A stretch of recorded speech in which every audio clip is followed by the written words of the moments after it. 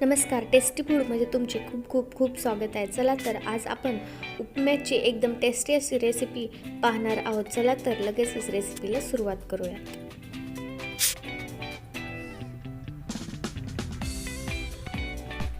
इथे मी 1 वाटी इतका जाडसर रवा घेतलेला आहे. तुम्ही बारीक रवा देखील घेऊ शकता आणि लगेचच हा रवा भाजून घेऊयात. उपमा बनवण्यासाठी मी इथे कढई घेतलेली आहे. कढई गरम झालेली आहे.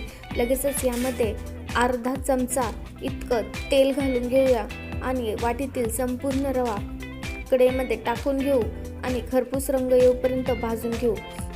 रवा छान भाजला म्हणजे उपमा हा खूप छान लागतो. मंद आचेवरच रवा हा भाजून घ्यायचा आहे. लगेचच इथे दुसऱ्या गॅसवरती मी ज्या वाटीने 1 वाटी रवा घेतला त्याच वाटीने 3.5 वाटी इतकं पाणी गरम करून घेत आहे. अशा प्रकारे तुम्ही पाहू शकता की रवा हा छान भाजलेला आहे. लगेचच हा एका प्लेटमध्ये काढून घेऊयात. रवा काढून घेतला की लगेचच फोडणी देऊन घ्यायची. फोडणीसाठी इथे मी 1 चमचा इतकं तेल घालून घेतलं आहे. तेल थोडंसं गरम झालं की लगेचच यामध्ये 1 चमचा इतकी मोहरी घालून घ्यायची. मोहरी थोडीशी तडतडली की लगेच अर्धा चमचा इतकं जिरं घालून घ्यायचं. जिरं थोडंसं तळलं की लगेच एक मोठ्या आकाराचा बारीक कापलेला कांदा टाकून घ्यायचा आणि गुलाबी रंग येऊपर्यंत परतू द्यायचा.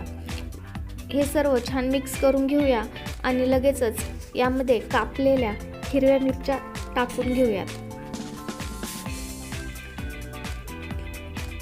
हे सर्व पुन्हा एकदा मिक्स करून घेऊयात आणि लगेचच यामध्ये कढीपत्त्याची पाने घालून घेऊयात. कढीपत्ता उपम्यामध्ये घातला म्हणजे उपमा हा खूप भारी लागतो, म्हणून कढीपत्ता देखील घालून घ्यायचा आणि तो देखील मिक्स करून घ्यायचा.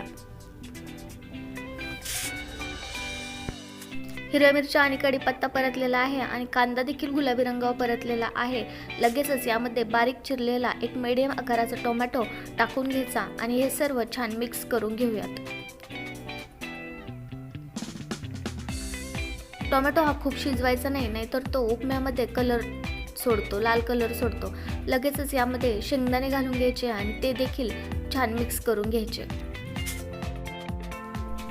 लगेचच यामध्ये चवीपुरतं मीठ घालून घ्यायचं आणि ते देखील छान मिक्स करून घ्यायचं. या स्टेजवरती तुम्ही हळद देखील घालू शकता. तुम्हाला जर पिवळ्या कलरचा उपमा आवडत असेल तर तुम्ही हळद देखील घालू शकता. लगेचच यामध्ये आपण जो भाजून ठेवलेला रवा आहे तो संपूर्ण रवा यामध्ये घालून घ्यायचा आणि सर्व मिक्स करून घ्यायचं.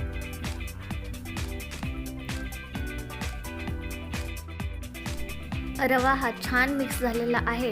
लगेचच यामध्ये आपण जे पाणी गरम करून ठेवलं होतं ते संपूर्ण पाणी यामध्ये घालून घ्यायचं आणि रवा हा हलवत राहायचा. जर हा रवा हलवला नाही तर त्यामध्ये गुठळ्या तयार होतात, त्यामुळे रवा हा हलवतच राहायचा आहे. आणि लगेचच यावरती झाकण ठेवून घेऊ आणि 2 मिनटं याची वाफ काढून घेऊया.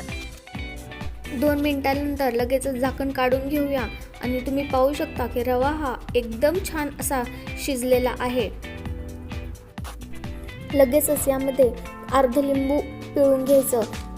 लिंबाची अशी आंबट टेस्ट ही उपम्यामध्ये एकदम म्हणजे खूप छान लागते, त्यामुळे लिंबू हे कंपल्सरीच घालून घ्यायचं. जर तुम्हाला नसेल आवडत तर नाही घातलं तरी देखील चालेल. लगेचच यामध्ये कोथिंबीर घालून घ्यायची आणि सर्व एकजीव करून घ्यायचं. अशा प्रकारे आपला उपमा हा बनून तयार झालेला आहे. तुम्ही पाहू शकता याचा रंगही एकदम छान झालेला आहे आणि याची टेस्टही खूप भारी लागते. लगेचच प्लेटमध्ये वाढून घेऊया. अशा प्रकारे आपला उपमा हा बनून तयार झालेला आहे. तुम्ही हे नाश्त्यासाठी बनवू शकता. नाश्त्यासाठी हे एक उत्तम पर्याय आहे.